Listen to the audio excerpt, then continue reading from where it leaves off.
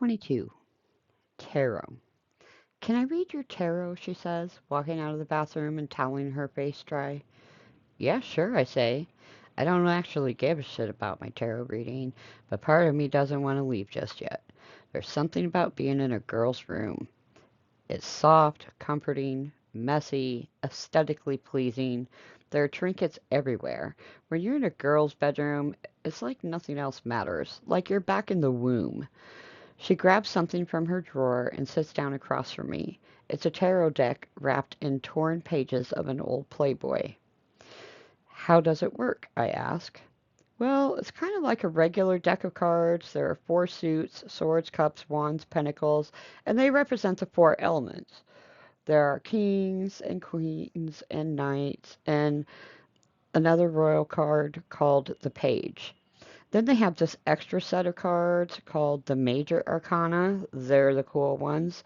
Given the fact that I had just had come on her face a few minutes ago, she's being casual as hell. When you have unrestricted access to the internet from a young age, sex becomes a mundane transaction. Okay, so what do I do? Take these and shuffle them, but not like you're playing poker. I'll kill you if you bend them. Just kind of shuffle them gently like this. She holds the deck in one hand and lets the cards fall into the other hand until the whole deck is migrated into a new order. She hands them to me. I do as instructed. Good. Now, spread them out in front of you. I spread the deck out in a wide arc. Her carpet is embedded with glitter, a few beads, crumbs of who knows what. One card falls slightly out of the arc. I think we know which card is your first card. What, this one? Yes. Cards jump out for a reason. That card will represent your present situation. Put it right here and flip it over. She points to a spot on my left. I flip the card over to reveal a young man, blissfully unaware that he is about to fall off a cliff. Across the bottom of the card is written, "The Fool." Ah, the Fool, she says. What an appropriate card for you. I scoff, fake offended. It's not a bad card. It's a great card, actually. The Fool's the main character of the tarot. He journeys through the other cards on his spiritual quest. See?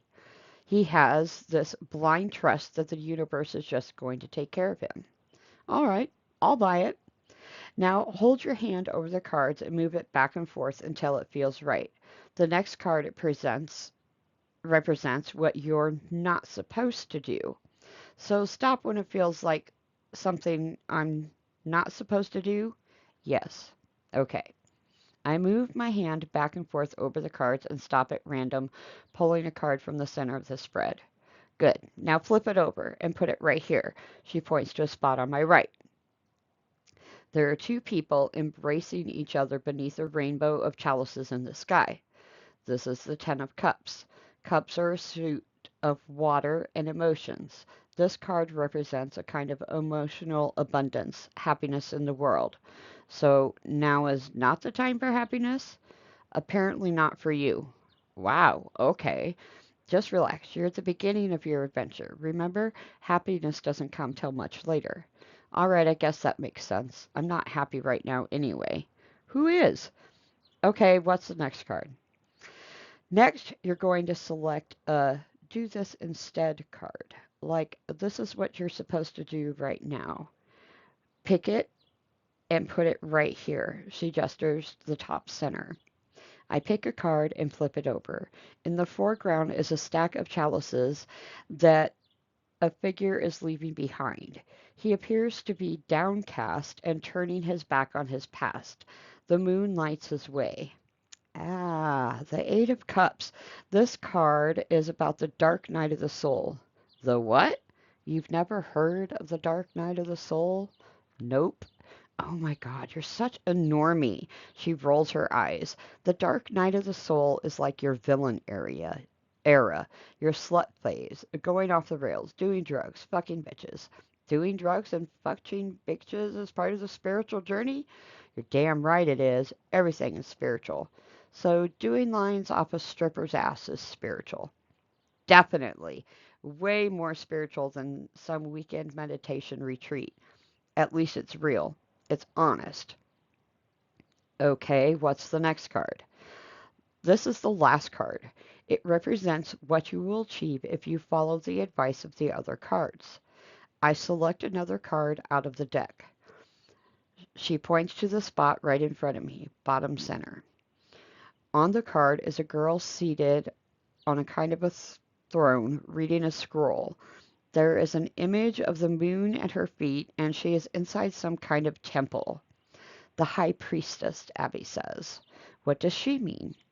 She represents intuition, historic knowledge, and collective unconsciousness. She's basically like the Grimes of tarot. So if I do drugs and fuck bitches, it will lead me to Grimes.